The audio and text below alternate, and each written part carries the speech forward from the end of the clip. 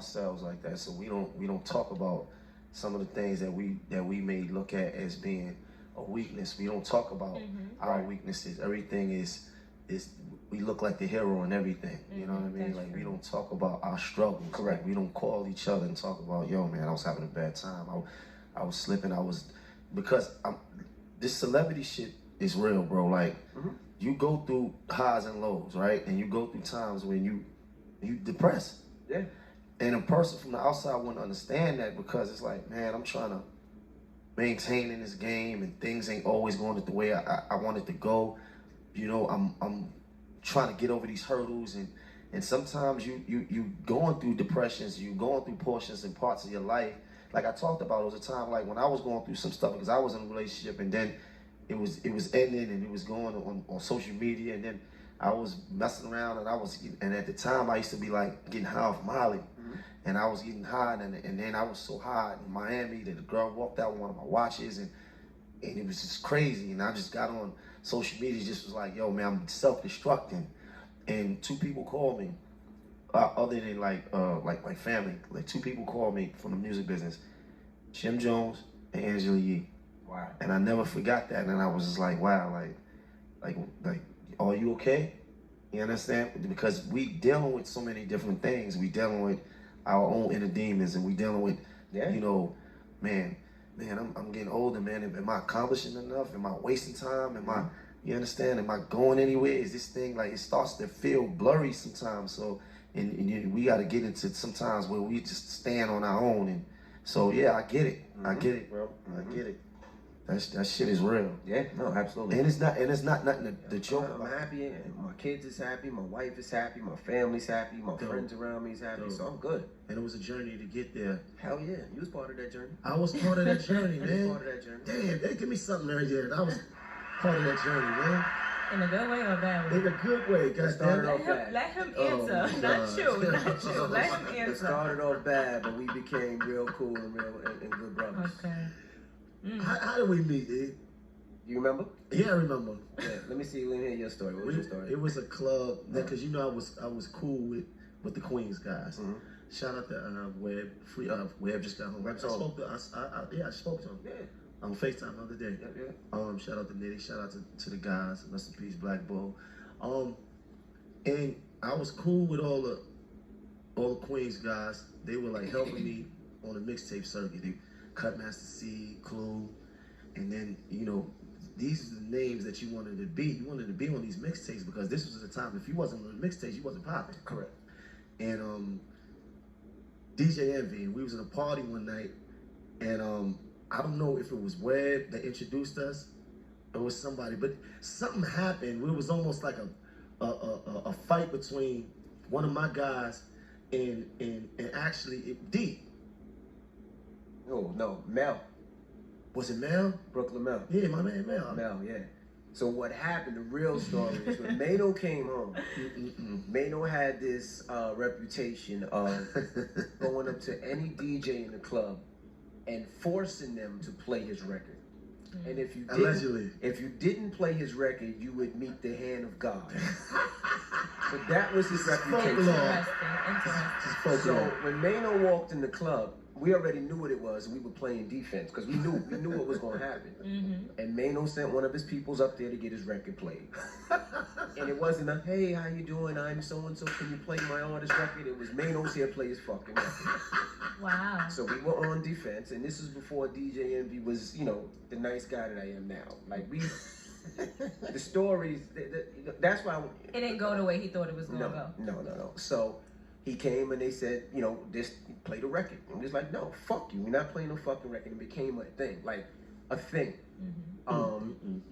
And Webb, shout out to my brother Webb, he was in the club that night, and Maino was in the club that night. He came running up, and he introduced us the right way. And from there, me and Maino had a conversation. Me and Maino, he told me all the people he slapped, all the people he chased. We had like a conversation.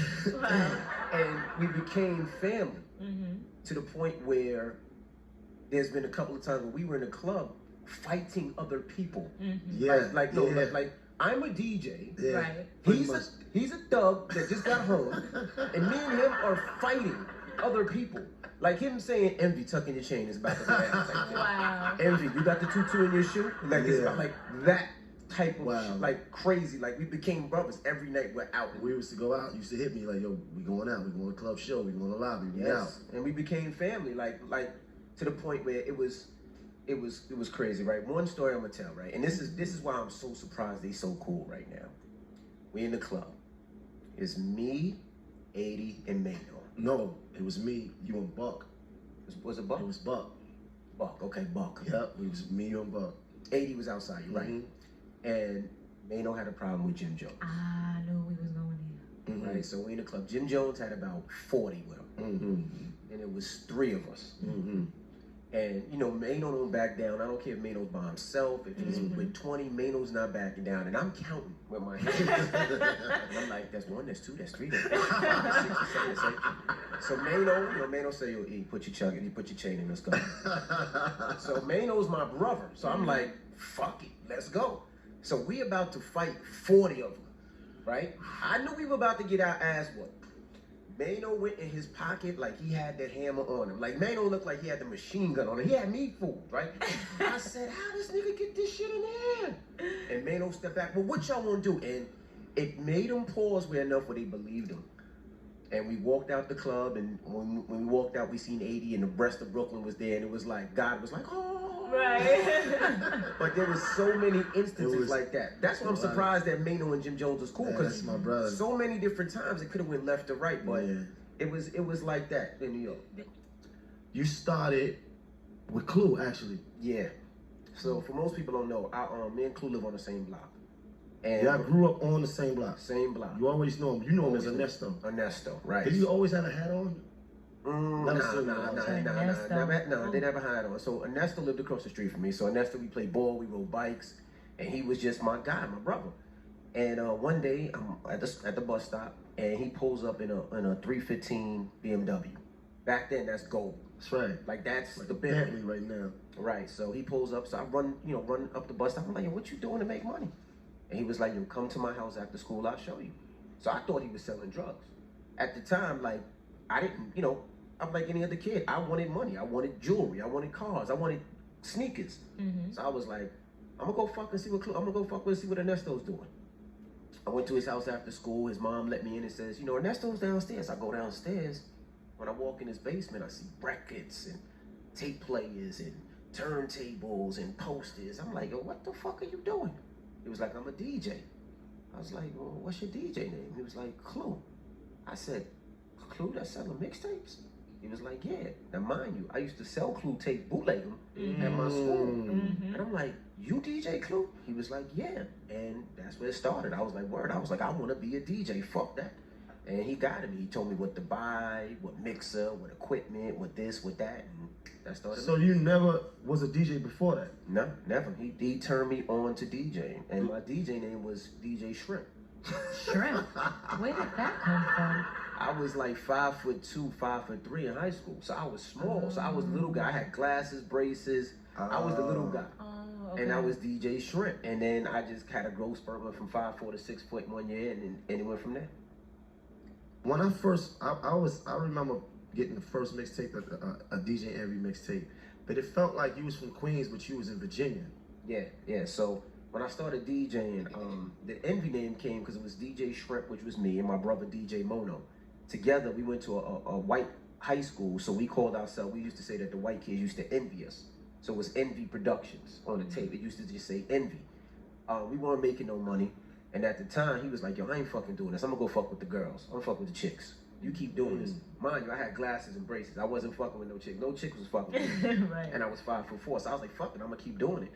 And I kept doing it, so I started bringing it to the African bootleggers, and they'd be like, oh, you got the new Envy. Oh, Envy. And it just stuck. They just started calling me Envy. I just dropped the Shrimp and Envy. But then I went to college at Hampton University. Would you say that Miss Jones' show actually pops you off? It started with Joe Budden. Joe Budden was doing it first. So what happened was Star and Buck Wild left mornings, and Tracy Clardy gave Joe Buttons a shot to do morning. At the time, Webb was managing Joe, right, and said the only way I put Joe in mornings is if Envy's with him, and that gave me my spot. So Joe, and I love Web Nitty to this day. So when Joe decided he didn't want to do it no more, Joe left. They brought in Miss Jones, and me and Miss Jones connected. And when me and Miss Jones connected, she kept me there for 3-4 years. And that's why I kind of learned how to do morning radio. Because Miss Jones is one of the best ever at morning radio. And she taught me how to, you know, do interviews. But the one thing that she taught that can't, well, she couldn't teach it. But the one thing that I learned from her is she could pull a topic out of everything. Like, she could pull a topic. Like, right now, we could sit here and talk, and she could be like, you know, hey, she's putting too much breadcrumbs in there. Do you use breadcrumbs when you cook? Right. Make it a topic. She was able to do that. You know what I mean? Like, you got black and white socks on, or you racist because you have black and white socks on. Let's talk about it. It's possible you could be one. You know what I'm saying? But that's what she was able, that's what she taught me how to do, which was able for me to do everything. Right, so because it is a skill. Skill, yeah. It's not just going on radio and just getting on the mic and just talking. It's an actual skill, being able to converse, being able to ask questions, the right questions, knowing when to pull back, knowing when to engage. True. So it is a skill, and I'm learning more as I go do what I'm doing as far as the show. So I got a deep respect. The Breakfast Club started. I left Hot 97 with the power, right? Why did you leave though? I didn't want to leave. I was forced. Let me tell you why. I was doing the show, The New It 2. I remember. New It 2 was a show that we created at Hot 97 that just played exclusives at 2 o'clock. And I wanted more. So my whole thing was, I'm one of the hottest DJs in the streets. So my whole thing was like, yo, I'm gonna force him to give me a better position. Give me middays, give me overnights, give me something. So I was like, yo, pretty much, no, if you don't sign me, if you don't give me something else, I'm gonna leave, go to the other side. But I was just saying it as a bluff. Oh, you wasn't really getting offered over there. No, I mean, they were talking, but I was I was bluffing. I didn't want to leave. I'm like, no disrespect at the time, Power was a sinking ship. You know what I mean? Hot 97 was, think about it. Hot 97 had, at the time, Cypher and Rosenberg was in the mornings. You had middays was, it was Big Dennis was middays. Afternoons was Angie Martinez. Evenings was Flex, and night was, I can't remember, probably Scoop. So Hot 97 was the shit. So I was like, I don't want to leave that. We on the Yankees. I don't want to go. But then when I called the bluff, they was like, well, you know, I see what's going on, man. We wish you the best. We have nothing for you. I was like, huh? It's like, we have nothing for you. So when I went to do my deal with Power, Power signed me, and I made less at Power than I did at Hot 97. Oh, see, people thought that you went over there and got more money. No, I didn't get no, I got less money. I got the minimum when I went over there. So, because you went over there, actually, it wasn't the Breakfast Club yet. No, you went over there. I did afternoons. When I signed my first contract there, I didn't even have a lawyer look at it. There was nowhere to go. It wasn't like I had a choice. So I did it, and I said it. And I told the program director at the time, I said, yo, I'm going to do these, because my deal was for 2 years or 3 years. I said, I'm going to do these 2 years. I said, but when these 2 years is over, I'm going to stick you up. He was like, what you mean? I said, ain't nobody in the city going to outwork me. I said, so I'm going to stick you up. So after the first year, he was like, yo, we really need a morning show. The station needs a morning show. I was doing afternoons. Right. And he was like, do you want to do mornings? And I'm like, no. He's like, why not?